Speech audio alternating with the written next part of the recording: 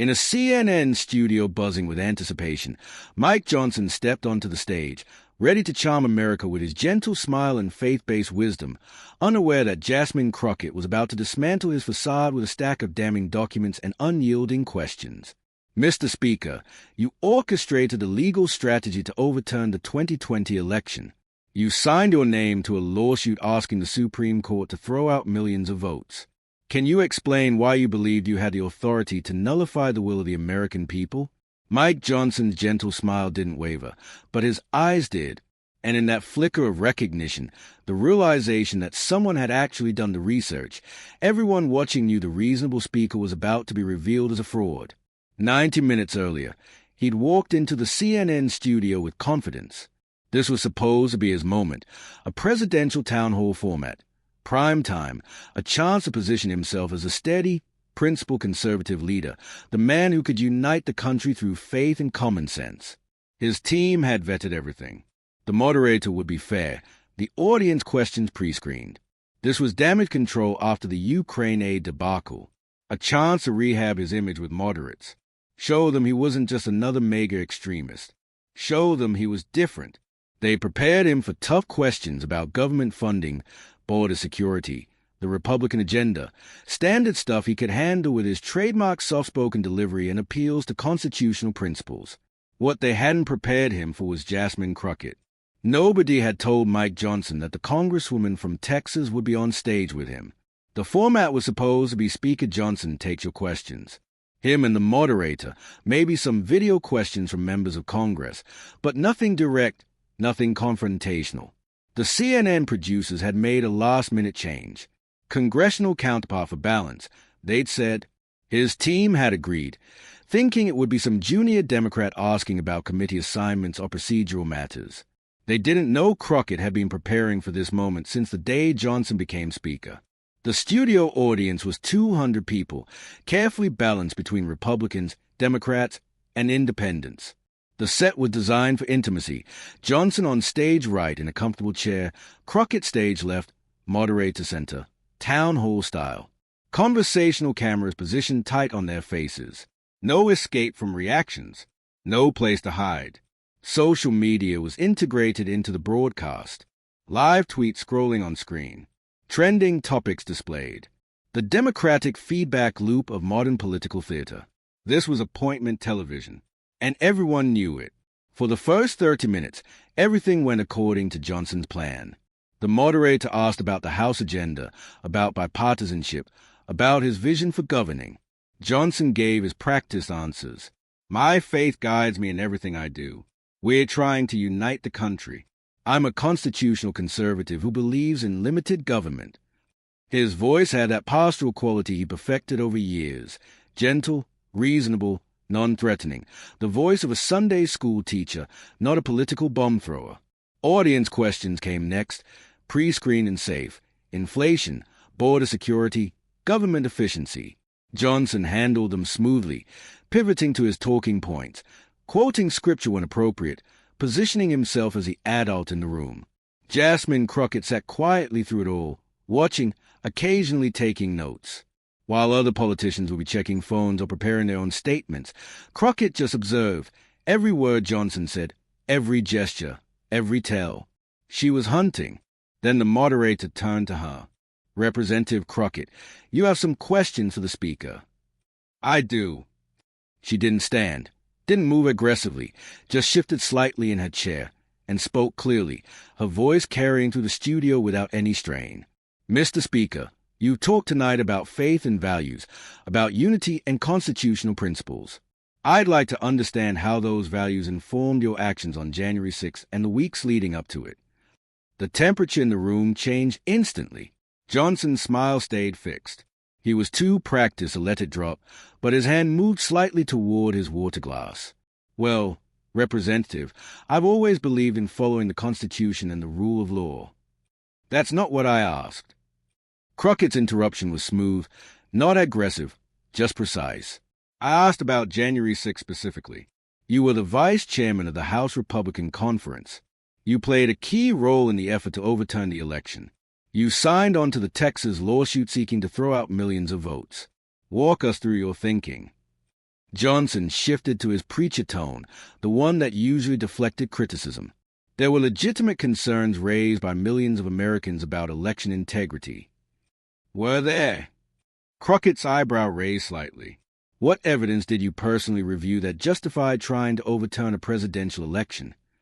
I relied on the concerns raised by my constituents, on reports of irregularities. Reports from whom? What irregularities? Be specific. Johnson's hand reached the water glass now. He took a sip, buying time. There were numerous affidavits, statistical anomalies, questions about procedures. Did you personally review any of these affidavits? Did you consult with election officials? Did you examine the actual evidence? Or did you just accept what Trump's lawyers told you? The audience was leaning forward now. This wasn't what they'd expected. This was an actual interrogation. Johnson tried to regain footing. I did my due diligence as a constitutional attorney. So, you tried to overturn a presidential election based on concerns and due diligence rather than actual evidence of fraud that would change the outcome. Crockett reached down and pulled a document from her folder. The movement was deliberate, practiced.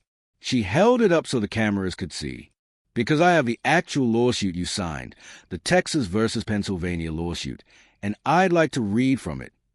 She opened the document, found her marked passage. This lawsuit asked the Supreme Court to throw out the electoral votes of 4 states, Pennsylvania, Michigan, Wisconsin, and Georgia, states where Joe Biden won by a combined 270,000 votes. The lawsuit claimed these states conducted their elections unconstitutionally. She looked up from the document, directly at Johnson. Mr. Speaker, you're a lawyer. You clerked for a federal judge. You taught constitutional law. You knew this lawsuit had no legal merit. The Supreme Court rejected it. Nay, didn't even dignify it with oral arguments. Every legal expert said it was frivolous. So why did you sign it? Johnson's face was starting to flush slightly. I believe the legal arguments raised serious constitutional questions. No, you didn't. You're too smart to have believed that. You knew it was garbage. So why did you sign it? She didn't wait for him to answer. I'll tell you why. Because you were building a legal justification for Congress to reject electoral votes on January 6. This wasn't about election integrity or constitutional questions. This was about overturning an election your party lost. She set down the Texas lawsuit and picked up another thicker folder. And that brings us to January 6 itself. Let's talk about what you did that day. Let's talk about the objections you raised. Let's talk about the speech you gave on the House floor while the Capitol was under attack. She opened the folder, revealing a thick stack of documents, transcripts, timelines, emails. Because I have all of it, and I think the American people deserve to know what their speaker was really doing that day. Mike Johnson sat there, his gentle smile now looking forced, strained. His hand gripped the water glass a little too tightly. Behind his eyes, you could see the calculation. How much does she actually have? How deep did she dig? And that's when he realized this wasn't a town hall. This was a reckoning. As Mike Johnson's hand trembled on his water glass, Jasmine Crockett unveiled a color-coded timeline that would unravel his role in January 6, exposing not just objections, but a calculated plot to subvert democracy, leaving the audience breathless and the speaker cornered. Jasmine Crockett pulled out a timeline, professionally printed, color-coded, devastating in its precision. Mr. Speaker, let's establish some facts. November 3rd, 2020, Election Day. November 7th, major networks call the race for Biden. November 9th, what did you do? Johnson's rehearsed composure was already cracking. I don't recall the specific. Let me help you remember. Crockett held up the timeline. November 9th, you joined a conference call with Trump campaign lawyers and Republican House members to discuss legal strategies for challenging the results. This is documented in the January 6 committee report, page 147. She set down the timeline and picked up the actual report, held it up for the cameras. November 15th, you spoke at a rally in Baton Rouge, Louisiana, calling the election rigged and stolen. November 23rd, you met with Trump at the White House. December 8th, you publicly endorsed the Texas lawsuit. December 11th, you circulated a memo to House Republicans outlining the parliamentary procedure for objecting to electoral votes. On January 6th, Johnson tried to interrupt. Representative, I'm not done. Crockett's voice was firm, but not loud. December 14th, the Electoral College voted. Biden won 306 to 232. That's when it became official. But you didn't stop, did you? She pulled out a document, pages stapled together, covered in highlighted passages. This is the memo you wrote on December 11th, the one you distributed to your Republican colleagues. It's titled Constitutional Process for Electoral College Objections. Want to know how I got it? A Republican member thought the American people should see it. She flipped to a highlighted section. You wrote, and I'm quoting directly, "We have a constitutional pathway to challenge state certifications where irregularities have been alleged. If we can secure one senator to join House objections, we can force debates and votes on multiple states. This creates political pressure and extends the timeline, potentially opening space for alternate resolutions." She looked up, locked eyes with Johnson. Alternate resolutions? What did you mean by that, Mr. Speaker? Johnson's face was fully red now. That memo was exploring constitutional options. You were planning a coup in parliamentary language, but that's what it was. You were creating a roadmap for overturning the election. She set down the memo and picked up printed emails. These are internal emails from December 2020 between you and other House Republicans. In this one dated December 20th, you wrote, "We need to keep this fight going until January 6th. If we can delay certification, we create space for alternate outcomes. The key is maintaining unity and message discipline." Crockett's voice was hard now, prosecutorial. Alternate outcomes. There's that phrase again. You didn't mean recounts or audits. You meant keeping Trump in power despite losing. Be honest. Johnson tried to deflect. You're taking fragments out of context. I have the full email chain, 37 pages. Would you like me to read all of it into the record? Because I will. The audience was completely silent. Even Johnson's Republican supporters looked uncomfortable. This wasn't the nice Christian speaker they thought they knew. Crockett pressed forward. Let's talk about January 6th itself, the joint session of Congress to certify the Electoral College. You objected to Pennsylvania's electoral votes, correct? Yes, along with many other members. What time did you lodge that objection? Johnson hesitated. I don't remember the exact. 2:45 p.m. Crockett didn't need to check notes. She'd memorized this. The Capitol was breached at 2:13 p.m. By 2:45, we all knew it was an insurrection. Police were being beaten. Members had been evacuated. The vice president was in a secure location. Everyone knew. She leaned forward slightly. And you still objected. Even after seeing what your rhetoric had unleashed, you still tried to overturn the election. Johnson's voice rose slightly, defensively. I was representing my constituents' concerns. Your constituent concerns or your ambition. Crockett pulled out another transcript. Let me read from your speech on the House floor that day. You spoke at 3 p.m., after the evacuation, after we'd all seen the violence. She read, "We have a solemn responsibility to ensure the integrity of our elections. The concerns of millions of Americans cannot be ignored. We must stand for the Constitution even in difficult circumstances." She set down the transcript. Mr. Speaker, you gave that speech while the mob was still in the Capitol, while officers were still fighting, while some of the insurrectionists were carrying Confederate flags and wearing Camp Auschwitz shirts and chanting, "Hang Mike Pence," and you stood on the House floor providing them with legitimacy by continuing your objection. I never condoned violence. You didn't have to condone it. You used it. Crockett's voice cut through. You used the chaos and the fear to continue your attempt to overturn the election. That's not leadership. That's opportunism. She pulled out a voting record. After the Capitol was cleared, after members returned around 8 p.m., after everyone had seen the full horror of what happened, 138 House Republicans voted to reject Pennsylvania's electoral votes. You were one of them. She held up the record so the cameras could capture it clearly. Even after an attempted coup, Even after police were beaten and democracy was attacked, you still voted to overturn the election. Why? Johnson had no good answer. His mouth opened, closed. He looked at the moderator as if asking for help. The moderator shifted uncomfortably, but didn't intervene. This was what investigative journalism looked like.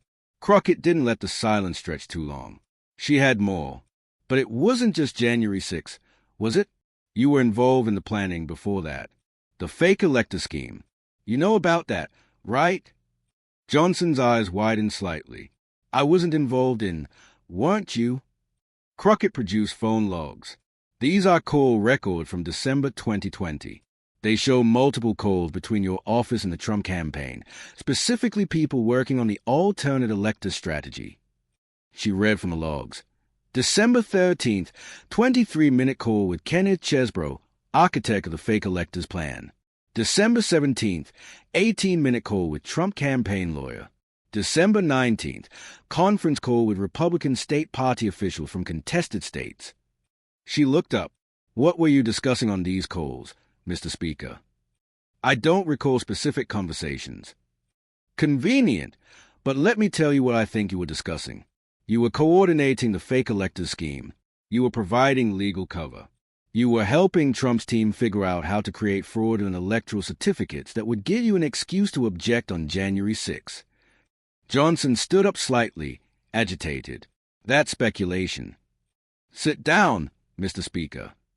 Crockett's voice wasn't loud, but it carried command. You agreed to this forum. You don't get to run away when the questions get hard.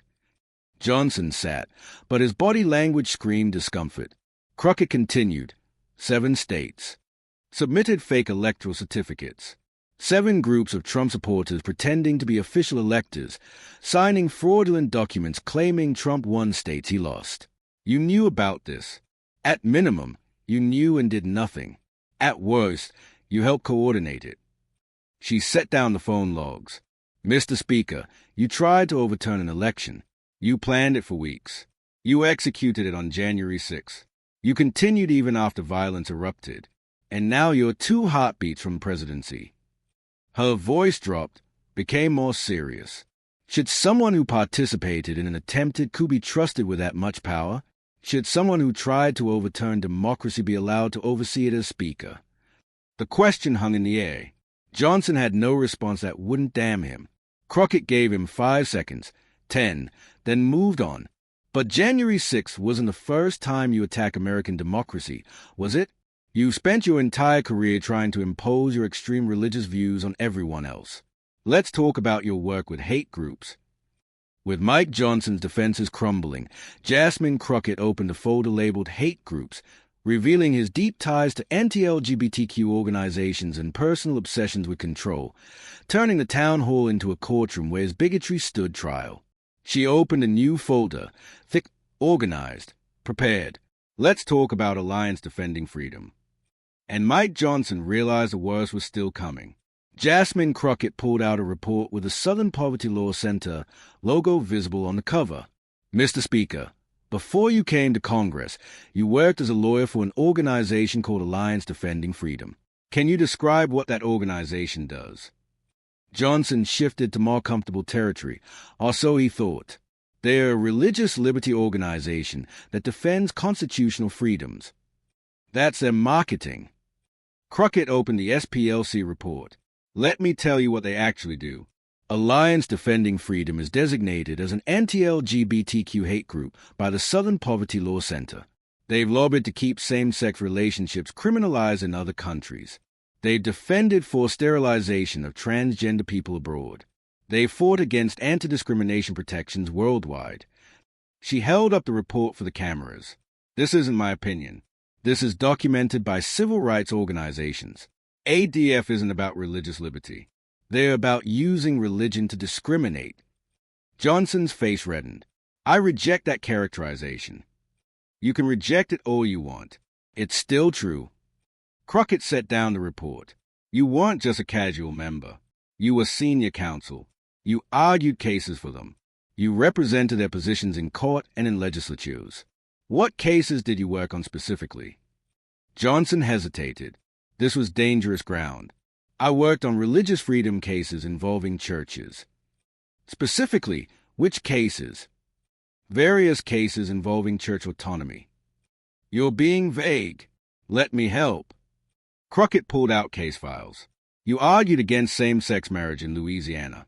You defended so-called conversion therapy, the practice of trying to torture LGBTQ people into being straight. You fought against anti-discrimination ordinances that would protect LGBTQ people from being fired or denied housing. She set down the case files. That's not religious freedom, Mr. Speaker. That's discrimination with a legal brief. Johnson tried to regain control. I was defending people's right to live according to their faith, at the expense of other people's right to exist. Crockett's voice was sharp. But let's look at what you said publicly, because your legal work wasn't abstract. You made it personal. She pulled out archived articles, printout from old websites. 2004, you wrote an op-ed in the Shreveport Times comparing same-sex marriage to, she paused for emphasis, people marrying their pets and other things. Quote, Your Honor, should we preserve the institution of marriage as it has always been, or should we redefine it to include other arrangements? Where do we draw the line with people marrying their pets? She looked up. You compared loving same-sex couples to bestiality. Do you stand by that comparison? Johnson's voice was tight. That was over 20 years ago. Taken out of context. The context makes it worse, not better. Crockett pulled out another document. 2012, you testified before the Louisiana legislature. You said homosexuality is inherently unnatural and dangerous to public health. You argued against proposed anti-discrimination ordinance by claiming LGBTQ people were a health threat. She read from the testimony transcript. Society cannot condone homosexuality because of the clear social and health dangers it presents. The lifestyle lead to increased rates of disease, depression, and social dysfunction. Crockett set down the transcript and looked directly at Johnson. You didn't just oppose legal rights. You dehumanized people. You portrayed them as diseased and dangerous, as a threat to society. Do you still believe that? Johnson couldn't answer without condemning himself either way. If he said yes, he confirmed his bigotry. If he said no, he admitted his past statements were lies. He chose deflection. My faith teaches that marriage is between a man and a woman. Your faith teaches a lot of things. Most Christians don't use their faith as an excuse to spread hate. Crockett shifted gears. But you didn't just fight against other people's marriages. Let's talk about your own. Let's talk about covenant marriage. Johnson visibly tensed. This was personal territory. You championed something called covenant marriage in Louisiana. Explain what that is. It's a faith-based form of marriage that emphasizes commitment. It's a marriage that's almost impossible to escape. Crockett pulled out Louisiana state law. Covenant marriage requires premarital counseling from religious authorities. It restricts divorce to cases of adultery, felony conviction, abandonment, or physical or sexual abuse. Emotional abuse doesn't count. Financial abuse doesn't count. Incompatibility doesn't count. You're trapped unless you meet those narrow criteria. She set down the statute. You didn't just enter a covenant marriage yourself. You led legislative efforts to make it Louisiana's default.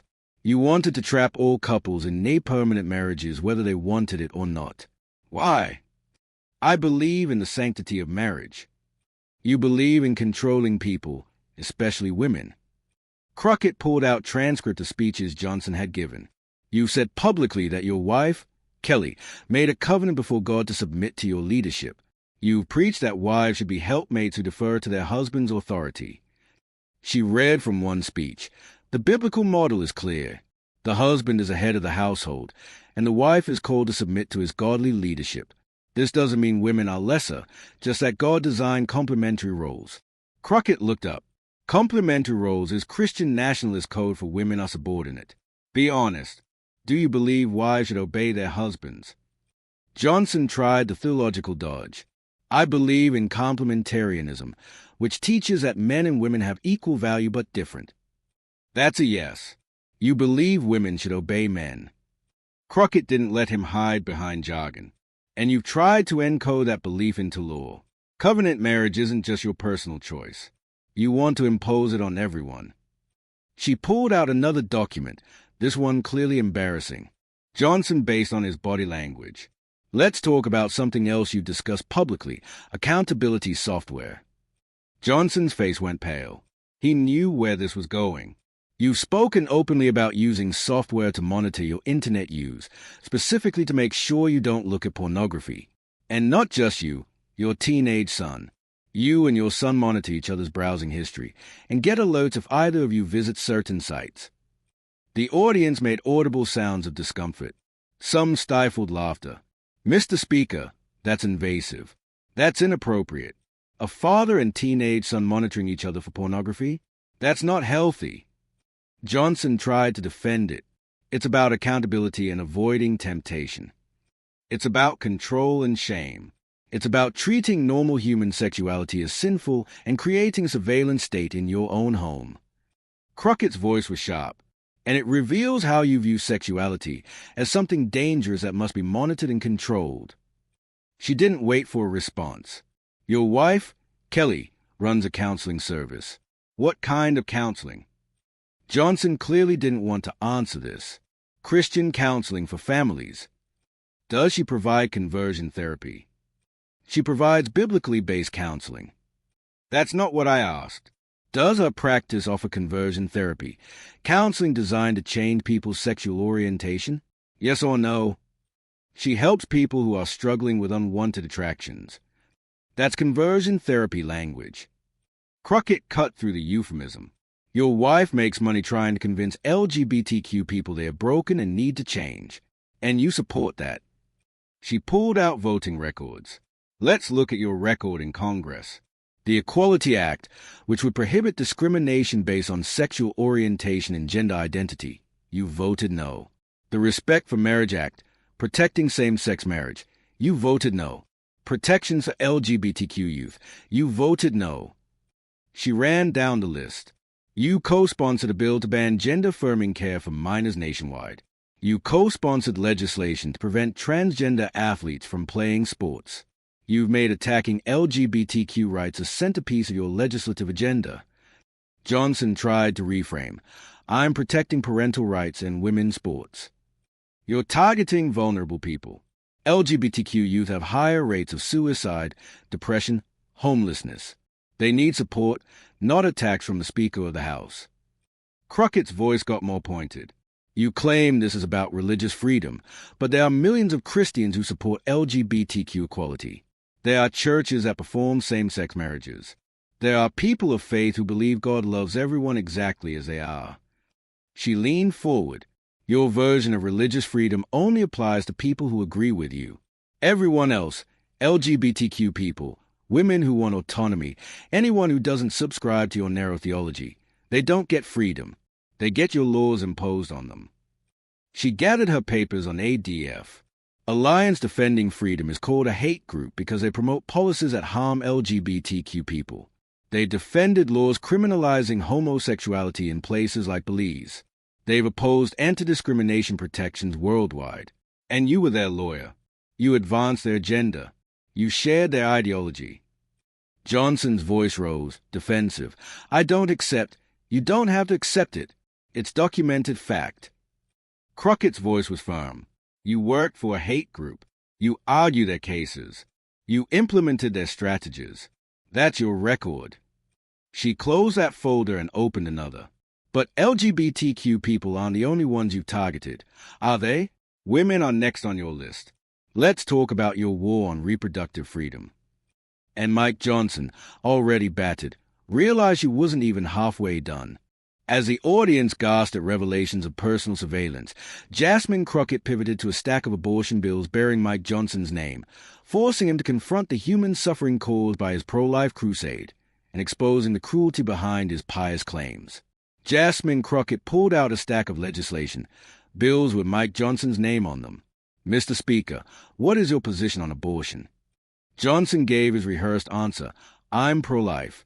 I believe in protecting the sanctity of life from conception, with exceptions for rape, incest, or life of the mother. Pause. Brief hesitation. I believe all human life is sacred and deserves protection. That's not what I asked. Should a 10-year-old rape victim be forced to carry a pregnancy to term? Yes or no? The question landed like a bomb. Johnson's mouth opened, closed. He looked at the moderator again, silently pleading for intervention. Crockett didn't let up. Yes or no, Mr. Speaker? 10-year-old girl, raped, pregnant. Should the government force her to give birth? That's an extreme hypothetical. It's not hypothetical. It happened in Ohio after Roe was overturned. A 10-year-old rape victim had to travel to Indiana for an abortion because Ohio's ban had no exceptions. So, answer the question, should she have been forced to give birth? Johnson's face was red, voice strained. Those situations are tragic, but you'd force her anyway because your voting record says yes. Crockett held up the legislation. The Life at Conception Act. You're a co-sponsor. This bill would grant full personhood rights at the moment of fertilization. No exception for rape. No exception for incest. No exception for the life of the mother until she's literally dying. She set it down and picked up another bill. The Heartbeat Protection Act. You voted for it. Bans abortion at 6 weeks, before most women know they are pregnant. Again, no exception for rape or incest. Another bill. The Pain-Capable Unborn Child Protection Act. 20-week ban. You co-sponsored it. No exception for fetal anomalies incompatible with life. Women carrying fetuses with no brain, no kidneys, no chance of survival. You'd force them to carry to term and watch their babies die. Johnson tried to defend. These bills protect. They protect nothing. They cause suffering. Crockett's voice was hard. Let me tell you about Amanda Zorowski. She was pregnant in Texas with a wanted baby. At 18 weeks, her water broke prematurely. The fetus had zero chance of survival. But Texas's abortion ban, a ban just like the ones you support, prevented doctors from helping her until she developed life-threatening sepsis.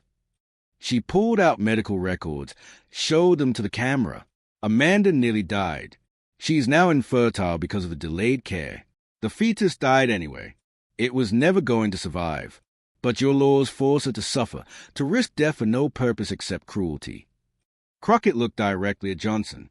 Would your laws have saved that baby? Every situation is no. The answer is no. The fetus could not survive. Your laws didn't protect life. They endangered it, Amanda's life, because forced birth ideology values fetuses more than living, breathing women. She pulled out testimony from doctors. I have statements from OBGYNs in states with abortion bans. Women with ectopic pregnancies, which are never viable and can kill the mother, waiting to hemorrhage before doctors can act. Women with severe preeclampsia risking death because the fetus still has a heartbeat. Women denied cancer treatment because they are pregnant. Crockett's voice rose slightly. These aren't hypotheticals. These are real consequences of the laws you champion. Women are dying. Women are becoming infertile. Women are suffering. And you call it pro-life. Johnson tried to pivot. I support resources for mothers. Do you? Crockett pulled out his voting record. You voted against expanding the child tax credit. You voted against universal pre-K. You voted against paid family leave. You voted against WIC funding increases. You voted against Medicaid expansion. She read down the list. Every single bill that would actually help mothers and children. You voted no. You're not pro-life. You're pro-forced birth. Once a baby is born, you don't care what happens to it. Johnson's voice was defensive now. I believe in personal responsibility. You believe in punishing women for having sex. Crockett didn't soften it. That's what this is about. You view pregnancy as consequences for sexual activity. You want women to take responsibility for getting pregnant, even from rape. She pulled out a clip video from years ago. Let me play something you said in 2015. This is you speaking at a Christian conference. The audio played Johnson's voice. When we celebrate sexual liberation without consequences, we undermine the natural order God designed. Pregnancy is not a disease to be cured, but a blessing to be embraced, even when it comes from difficult circumstances. We must not allow convenience to override the sanctity of life. Crockett stopped the audio. Even when it comes from difficult circumstances. That's rape. You're saying rape victims should embrace their forced pregnancy as a blessing. Johnson, That's exactly what you meant. You think women who get pregnant, even from rape, even as children, should accept it as God's plan? That's not pro-life. That's sadism dressed in theology. She shifted gears. Let's talk about birth control. You've spoken about contraception being morally problematic. You've suggested certain forms should be restricted. Do you believe women should need permission to use birth control? I've never said. You said contraception decisions should be family decisions made with godly counsel from church leadership. You've quoted Ephesians about wives submitting to husbands. Put it together, Mr. Speaker. You think men should control women's reproductive choices. Johnson tried to deny it, but Crockett had the receipts. Louisiana State Legislature, 2010. You opposed a bill requiring insurance to cover contraception. Your argument was that it would encourage promiscuity and undermine family values. You literally argued that women shouldn't have access to birth control because it might lead to them having sex. She pulled out the testimony transcript, read from it. When we remove the natural consequences of sexual activity, we incentivize behaviors that undermine marriage and family stability. Contraception coverage sends a message that uncommitted sexual relationships are acceptable. Crockett looked up. You view women's bodies as instruments for enforcing your sexual morality. You want to deny them birth control so they can't have sex without risking pregnancy. You want to deny them abortion so pregnancy becomes punishment. You want control. She didn't let him respond. And like everything else you do, this disproportionately harms poor women and women of color. Wealthy women can travel for abortions. They can access private health care. They have options.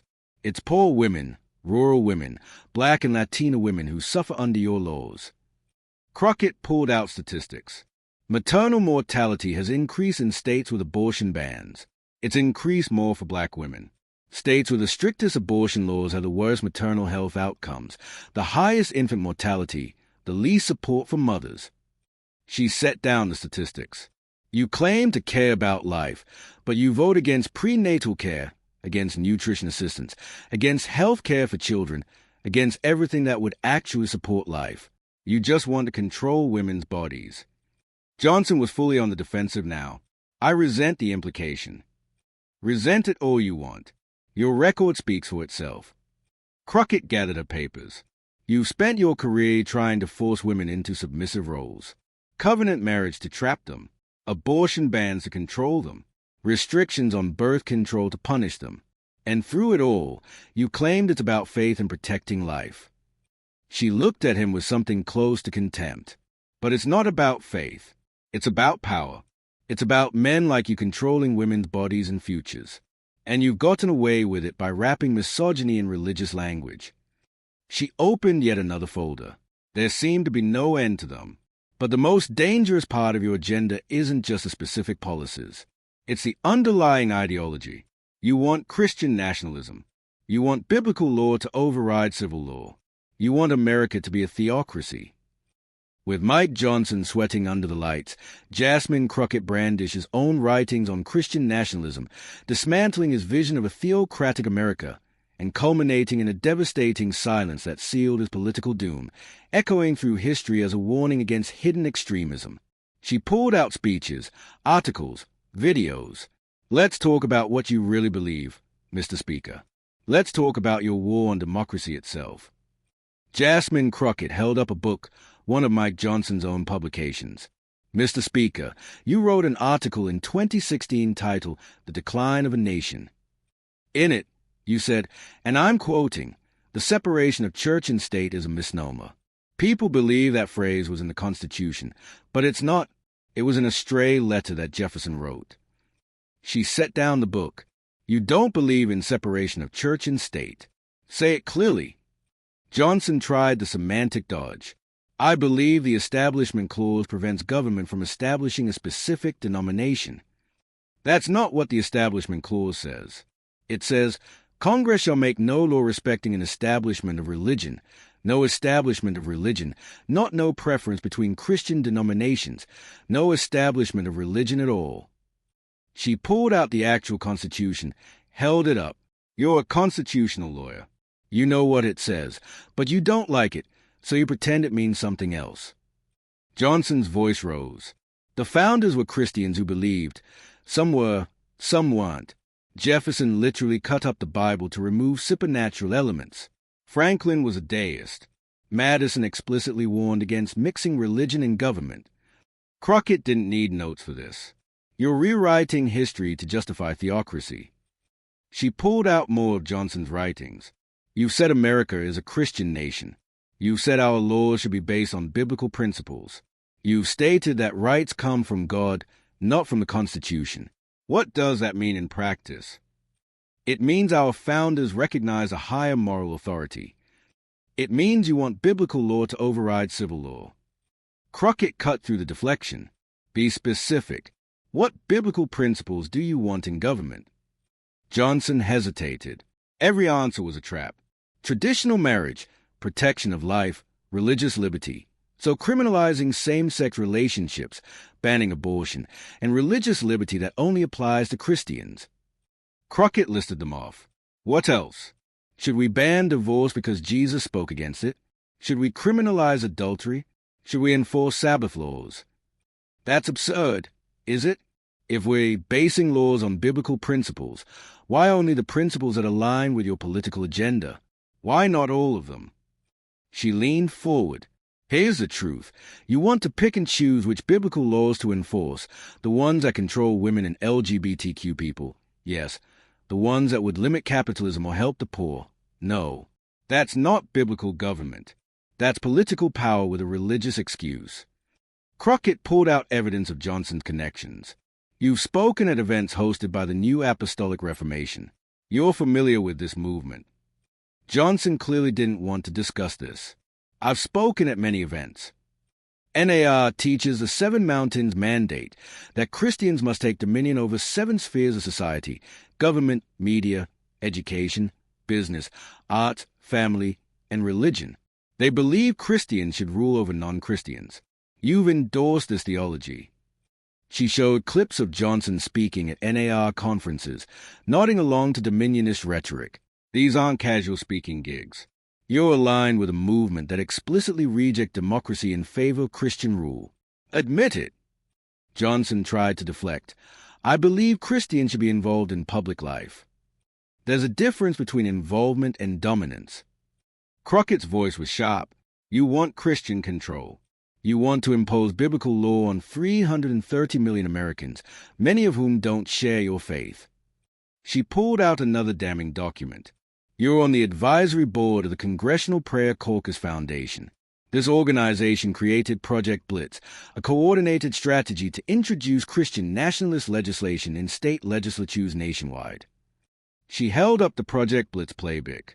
This playbook provides model bills, mandatory "In God We Trust" displays, Bible classes in public schools, religious exemptions from anti-discrimination laws.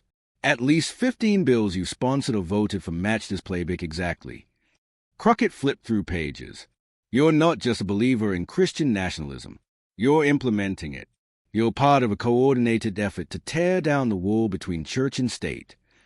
Johnson was sweating now, visibly uncomfortable. She switched topics abruptly. You discuss your end-times beliefs publicly. You think we're living in the last days before Christ's return, correct? I believe Scripture teaches. Yes or no, do you believe we're in the end times? I believe we should always be prepared. That's a yes. Crockett didn't need him to admit it explicitly. You've connected current events to biblical prophecy, Israel, wars, natural disasters. You see them as signs of the apocalypse. She leaned forward, voice serious. Mr. Speaker, if you believe the world is ending soon, why would you care about long-term problems? Why act on climate change if you think Jesus is coming back? Why compromise on anything if you think God's plan is unfolding and human government doesn't matter? Johnson had no good answer because she was right. Crockett pressed. You can't govern effectively if you think governance itself is temporary and irrelevant. You can't make long-term policy if you believe there is no long-term. She pulled out quotes from Johnson about Muslims and atheists. You said you can't imagine voting for a non-Christian for president. You've questioned whether Muslims should serve in Congress. You've suggested atheists can't be trusted in public office because they have no moral foundation. She read from an interview. When you look at America's decline, it coincides with the removal of God from public life. We need leaders who acknowledge the Creator and submit to biblical authority. Crockett set down the quote. Mr. Speaker, Article 6 of the Constitution explicitly says no religious test shall ever be required as a qualification to any office. But you support religious tests. You want to exclude anyone who doesn't share your specific Christian beliefs. Johnson tried to parse it. I said those were personal preferences. You're the Speaker of the House, second in line to the presidency. Your personal preferences affect who gets power in this country. And you've made clear Muslims, atheists, non-Christians, they're second class in your vision of America. Crockett's voice got harder. You talk about religious liberty, but you mean Christian privilege. You talk about constitutional government, but you want to override the Constitution with the Bible. You talk about freedom, but you want to force everyone to live according to your narrow theology. She gathered all her papers on his theocratic beliefs. Mr. Speaker, you are not a constitutional conservative. You're a Christian nationalist who want to turn America into a theocracy. You want government to enforce biblical law. You want to marginalize anyone who doesn't share your religion. You want to tear down the very foundations of pluralistic democracy. She paused for effect. And the most glaring part, you're doing all this while supporting Donald Trump, a man on his third marriage who paid hush money to a porn star, who bragged about sexual assault, who can't name a single Bible verse. Crockett's voice dripped with contempt. You've sold out every principle you claim to hold for political power. You align with the most immoral people as long as they advance your theocratic agenda. That's not faith, Mr. Speaker. That's cynicism. That's using religion as a weapon to gain power. Johnson was fully rattled now, no longer even trying to maintain his gentle preacher composure. Crockett opened her final folder. But let's talk about the most recent example of your hypocrisy and your willingness to sacrifice anything, even American national security, for political gain. Let's talk about Ukraine. Jasmine Crockett pulled out a calendar timeline again, her favorite weapon. Mr. Speaker, the Senate passed a Ukraine aid package on February 13th with bipartisan support, 70-29, strong majority. It then came to the House. You're the Speaker. You control what comes to the floor. When did you bring it up for a vote? Johnson's jaw tightened. The House needed time to review. April 20th. Crockett didn't let him spin it. You waited 67 days, more than 2 months. The Senate gave you a bill with bipartisan support with urgent national security implications, and you sat on it for 67 days. Why? We needed to ensure we had the votes. You knew you had the votes from day one. Crockett's voice was sharp. Every Democrat would vote for it. Enough Republicans supported it. You had the votes. Everyone knew you had the votes. So why did you wait? She didn't wait for him to answer.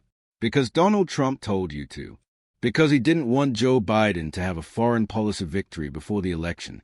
And you put Trump's political interests ahead of Ukrainian lives. Johnson started to protest, but Crockett talked over him. Let me tell you what happened during those 67 days you delayed. She pulled out casualty reports. Russia advanced on multiple fronts. The city of Avdiivka fell in February. It might not have if Ukraine had ammunition. Thousands of Ukrainian soldiers and civilians were killed. Ukraine ran out of artillery shells, ran out of air defense missiles. She held up photos, graphic images of destruction.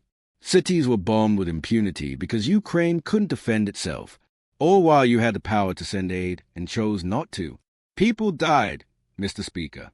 Real people, families, children, because you decided to play political games. Johnson's face was red. That's not fair. It's absolutely fair. You had the power to act and you didn't. You prioritized politics over lives. Crockett pulled out news reports. On March 22nd, you flew to Mar-a-Lago. You had dinner with Donald Trump. What did you discuss? I discussed many things with President Trump. Did he tell you to keep blocking Ukraine aid? Did he threaten you? Did he say he'd support a motion to vacate if you brought it to the floor? Johnson wouldn't answer. Crockett answered for him.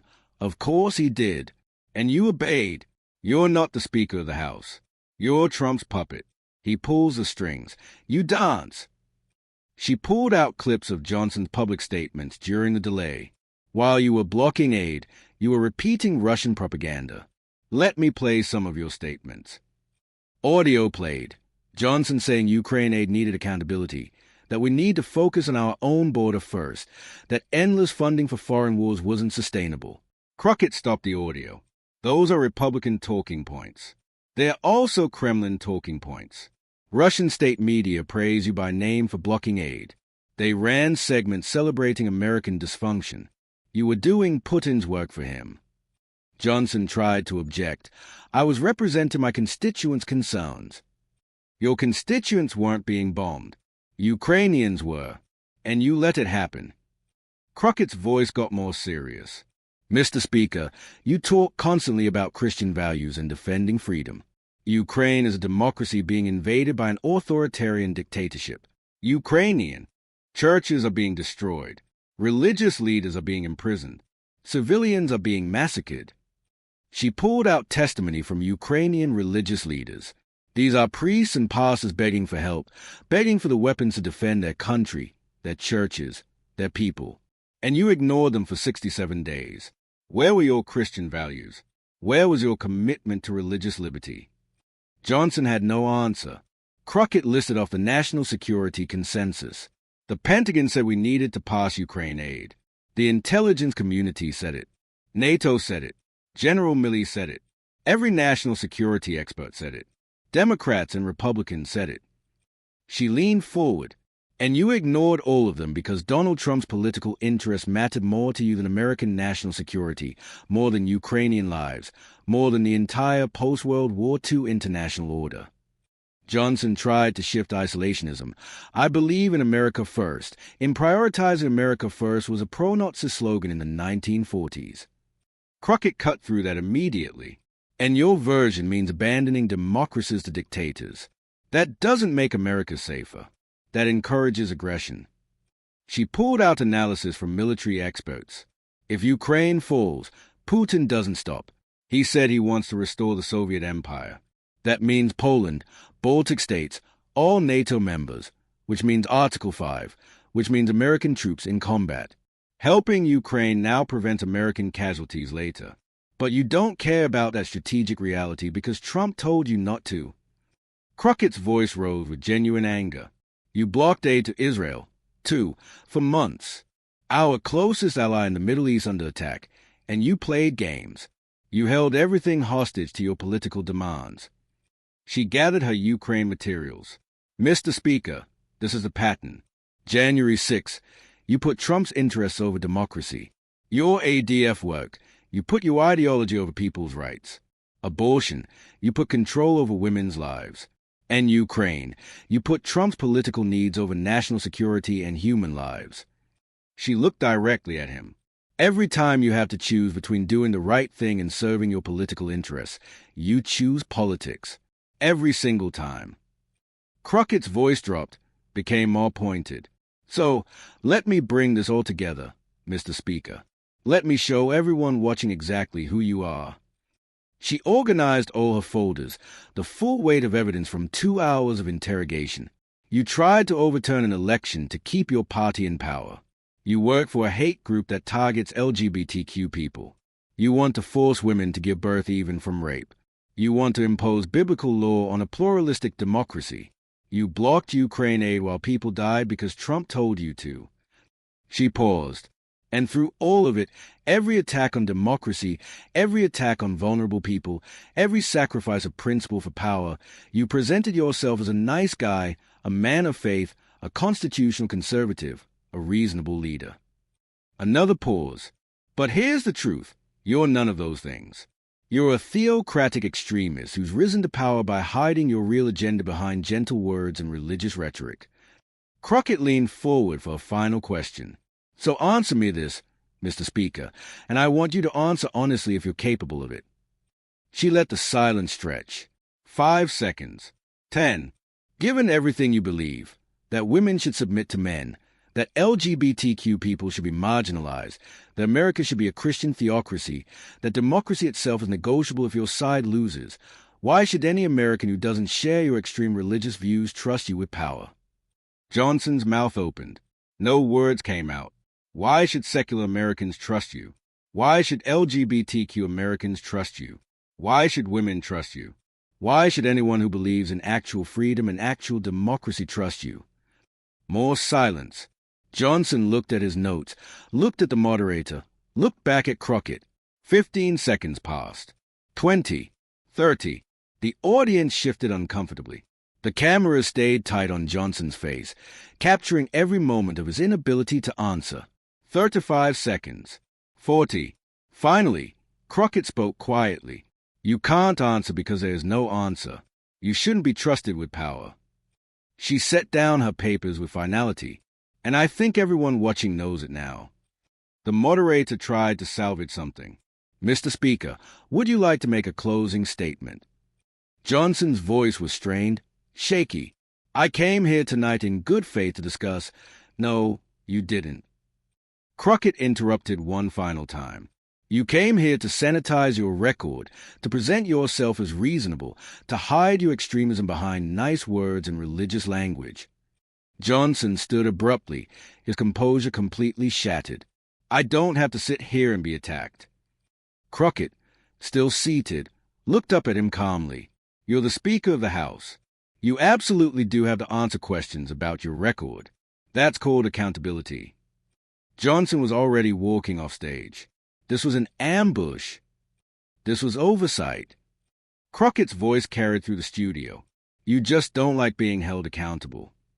Mike Johnson exited stage left, his staff scrambling after him, leaving his water glass and notes behind. The audience sat in stunned silence, and Jasmine Crockett sat there, organized her papers calmly, and waited for the cameras to cut. She'd come to do a job. Mission accomplished. The CNN studio went to commercial break, but the damage was complete. By the time Mike Johnson reached his car, hustled out a side exit by his staff, avoiding the press pool, the clips were already exploding online. Twitter, X, had 3 topics trending in the top 5 within 10 minutes. #Speaker exposed, #Crockett Town Hall, #Theocrat Mike. The clip of Crockett asking, why should anyone trust you, followed by 45 seconds of painful silence, hit 2 million views in the first hour. The moment where Johnson said, I don't have to sit here, and walked off stage was immediately GIF-able, meme-able, devastating. But the clip that would define everything, the one that would be studied in political science classes and played in future documentaries, was a full January 6 section. 7 minutes of Crockett systematically proving Johnson's role in attempting to overturn the election, ending with Johnson unable to defend any of it. The mainstream media couldn't ignore it. CNN's own analysts, immediately after commercial break. We've never seen anything quite like that. Representative Crockett came with extraordinary preparation, and the Speaker had no defense. MSNBC went wall-to-wall. The unmasking of Mike Johnson. Panel after panel of legal experts and historians breaking down each revelation. One constitutional law professor said flatly, Johnson's January 6 role was more extensive than we knew. This is disqualifying. Even Fox News couldn't fully defend him. Their coverage tried to frame it as contentious exchange and personal attacks, but they had to show the actual clips. And once viewers saw Crockett calmly presenting documents while Johnson squirmed and eventually fled, the framing didn't matter. The conservative media ecosystem was fracturing in real time. The National Review, flagship of intellectual conservatism, published within 2 hours, Mike Johnson cannot remain Speaker. The piece, written by a former federal judge, was devastating. Representative Crockett's interrogation revealed that Johnson is not merely unqualified but fundamentally opposed to constitutional government.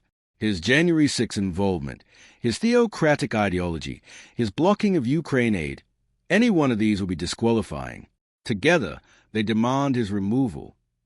The Wall Street Journal editorial board, usually cautious, was blunt. The Speaker's house of cards.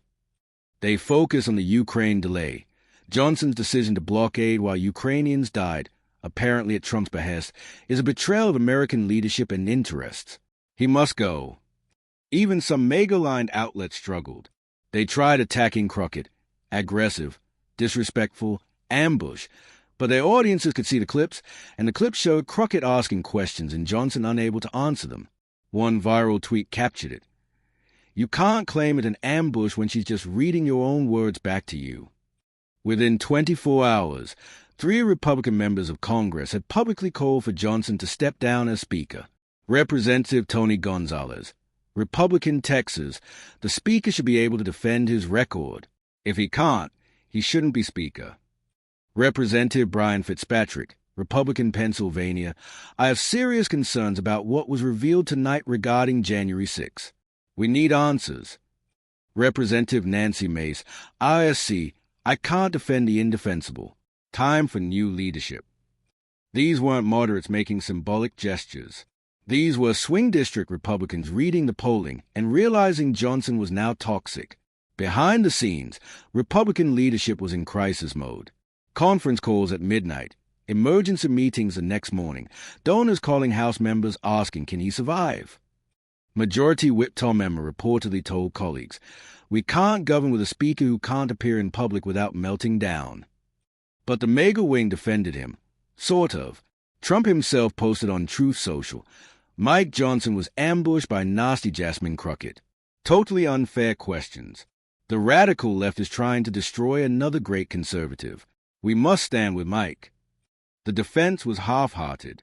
Trump was already looking past Johnson, seeing him as damaged goods. And Johnson himself went silent. No press conferences, no interviews. His office released a 1-paragraph statement. The Speaker stands by his record of constitutional conservatism and looks forward to continuing the important work of the American people. The statement addressed nothing, defended nothing. It was a statement of someone who had no defense. 2 days after the town hall, ProPublica published a bombshell investigation.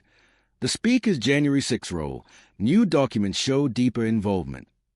Based on leaked emails and text messages, the story revealed that Johnson had participated in at least 6 strategy sessions with Trump lawyers in December 2020, that he'd helped draft talking points for members objecting to electoral votes, that he'd been in contact with some of the fake electors.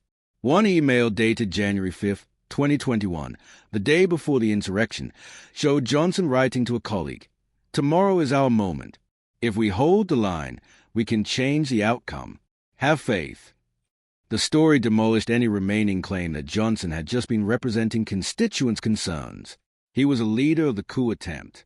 Congressional Democrats immediately called for an ethics committee investigation. Some called for his expulsion from Congress entirely. Republicans were trapped. They couldn't defend him, but removing him would require Democratic votes, which would fracture the party. So they did what they do, nothing, and hoped the story would fade. It didn't fade. 1 week after the town hall, Mike Johnson gave his first interview to a friendly conservative outlet, heavily controlled conditions. It went badly. The interviewer asked softball questions, but even with softballs, Johnson struggled. He was defensive, scattered, unable to articulate a coherent defense of his record. When asked about the January 6th evidence Crockett presented, Johnson said, those documents were taken out of context, twisted to make me look bad. But he couldn't explain what the proper context was. When asked about his ADF work, he said, I've always supported religious liberty for all Americans. But he couldn't explain why religious liberty meant opposing anti-discrimination protections for LGBTQ people. When asked about Ukraine, he said, I eventually brought it to the floor. That's what matters. But he couldn't explain the 2-month delay. The interview was supposed to rehabilitate him. Instead, it reminded everyone why he'd been destroyed at the town hall. He had no good answers because his positions were indefensible. 3 weeks after the town hall, Republicans held a closed-door conference meeting to discuss Johnson's future. According to leaks afterward, it was brutal. Moderate members confronted him directly. You've made us toxic. We can't campaign with you as Speaker. You're going to cost us seats. MAGA members tried to defend him but couldn't muster enthusiasm.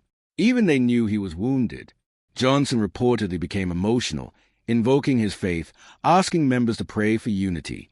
One member, speaking anonymously to Politico, said, it was pathetic. His broken. That town hall broke him. The conference took no action. They couldn't agree on a replacement. But the meeting itself was a public humiliation. Speakers don't survive confidence votes where their own members question their viability. 1 month after the town hall, polling showed Mike Johnson's favorability at 28%, lower than any speaker in modern history at this point in a term. Among key groups: women, 19% favorable; LGBTQ Americans, 8% favorable; voters under 35, 15% favorable; independents, 22% favorable. Even among Republicans, only 54% viewed him favorably, a catastrophically low number for a party leader. The Republican Party had a branding problem, and Mike Johnson was the face of it. Jasmine Crockett, meanwhile, became a political phenomenon. Her fundraising exploded. $4.2 million in the month after the town hall, most of it from small donors. Speaking requests from across the country, profile pieces in every major publication. The Congresswoman Who Doesn't Back Down, Time magazine. How Jasmine Crockett Destroyed Mike Johnson with Facts, New York magazine. The Prosecutor Comes to Congress, The Atlantic. She was selective about interviews, doing only a handful. When she did speak, she was characteristically direct. CNN interview 1 week after the town hall. Representative Crockett, some Republicans say you ambushed the speaker, that you were too aggressive. I asked questions and presented documents. If that's aggressive, maybe we need to examine why accountability feels like an attack. Do you think you ended his speakership? Mike Johnson is ending his own speakership by being unable to defend his record. I just provided a platform for Americans to see who he really is. What should Democrats learn from this? That preparation matters. That evidence matters. That you can't fight extremism with politeness. You have to expose it clearly and let it speak for itself. The clip of her saying, "You can't fight extremism with politeness," went viral, became a rallying cry for a new generation of Democrats tired of being told to be civil with people trying to dismantle democracy. 6 months after the town hall, Mike Johnson announced he would not seek another term as Speaker. The statement was brief, wrapped in religious language about discernment and new callings.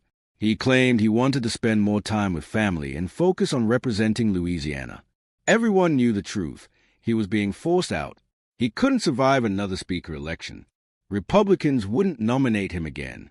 The man who'd risen to power by hiding his extremism behind gentle words had been exposed. And once exposed, he couldn't function.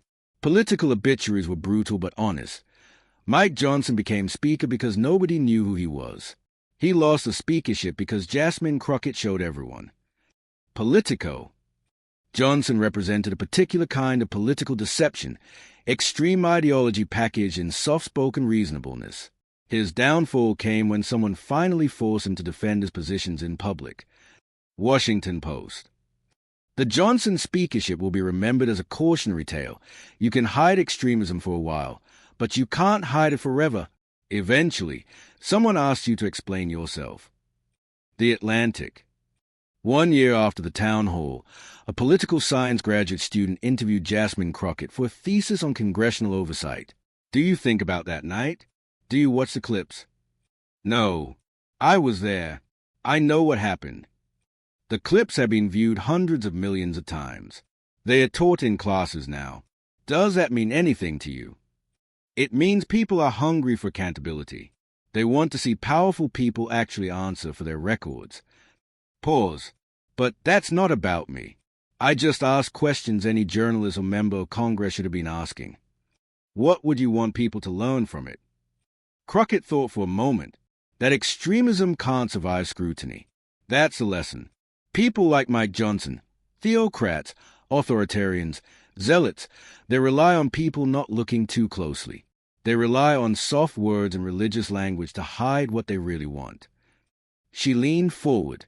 But if you actually examine their records, if you actually ask them to defend their positions, they can't, because their positions are indefensible.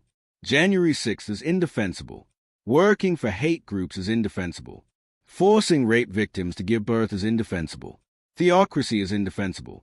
So the lesson is, look closely, ask questions, demand answers. Don't let them hide behind nice words and faith language. Make them explain themselves. And when they can't, and they won't be able to, everyone sees them for what they are. 2 years after the town hall, Mike Johnson was rarely seen in Washington. He'd served out his term, but barely, didn't run for leadership positions, kept a low profile. When he did speak on the House floor, the chamber was mostly empty. He'd become a cautionary tale, a ghost haunting the Capitol, a reminder of what happens when extremism meets accountability. Jasmine Crockett was now in her fourth term, chair of a subcommittee regularly mentioned as future leadership material. But when asked about the Johnson Town Hall, she always gave the same answer. That was one night. The work continues. Because she understood something essential. Destroying one extremist doesn't fix the system that elevated him. There would be others. There already were others. The work wasn't done. It never is. But that night, that town hall, showed that accountability was still possible, that extremism could still be exposed, that someone with preparation, evidence, and courage could still make power answer for itself. Mike Johnson rose by hiding who he was. He fell because Jasmine Crockett showed everyone. 5 years after the town hall, CNN aired a retrospective documentary, The Night That Changed Congress. It opened with a now iconic clip, Crockett asking, "Why should anyone trust you?" and Johnson's 45 seconds of silence. The documentary traced the aftermath, Johnson's fall, Crockett's rise, the broader impact on American politics. One segment focused on what changed. After the Johnson Town Hall, reporters started actually pressing other Republicans about January 6th. Members who'd voted to overturn the election faced real questions, real scrutiny. Some lost primaries. Some lost general elections. Some, like Johnson, just faded away. The tolerance for nice extremists, people with radical agendas wrapped in gentle delivery, decreased. Voters had seen what happened when someone actually examined the record.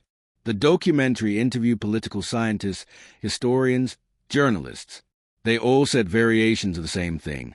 The town hall was a turning point, not because it defeated extremism entirely. It didn't. But because it showed that accountability still worked. The final interview was with Jasmine Crockett, now in her 7th term, minority whip, one of the most powerful members of Congress. The interviewer asked, "Do you ever think about that night, about how one town hall changed so much?" Crockett smiled slightly. It didn't change anything. It revealed what was already there. Mike Johnson was always an extremist. He was always unqualified. He was always dangerous. I just asked him to explain himself. And when he couldn't, everyone saw it. She paused. The lesson isn't about me or about one night. The lesson is about sunlight. Extremism thrives in darkness, in assumption, in people not looking closely. But shine a light on it, actually examine it, actually ask questions, and it withers. Democracy doesn't defend itself. Someone has to defend it. Someone has to ask the hard questions. Someone has to demand answers. That night, I was at someone, but anyone can be. That's a lesson. The documentary ended with a split screen. Mike Johnson walking off the town hall stage on the left, Jasmine Crockett calmly organizing her papers on the right. A title card appeared. Extremism cannot survive scrutiny. Someone just has to provide the scrutiny. Then it cut to black. Somewhere in Louisiana, Mike Johnson watched the documentary. He'd tried to rebuild his reputation, written op-eds, given some speeches, stayed involved in conservative politics, but he'd never recovered. That town hall had defined him permanently, not as a nice Christian speaker who tried his best, but as the extremist who couldn't defend his extremism when someone actually asked him to.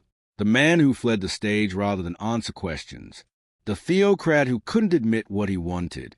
The January 6th enabler who got exposed. He turned off the TV. In another part of the country, a young congressional staffer, queer, scared, watching extremism rise, saw the same documentary and felt, for the first time in months, a spark of hope. Because someone had stood up, someone had asked questions, someone had shown that accountability still mattered, and extremism, when finally exposed to light, had withered. The fight wasn't over. It never would be. But at least now they knew extremism could be defeated. You just had to be willing to ask the questions it couldn't answer.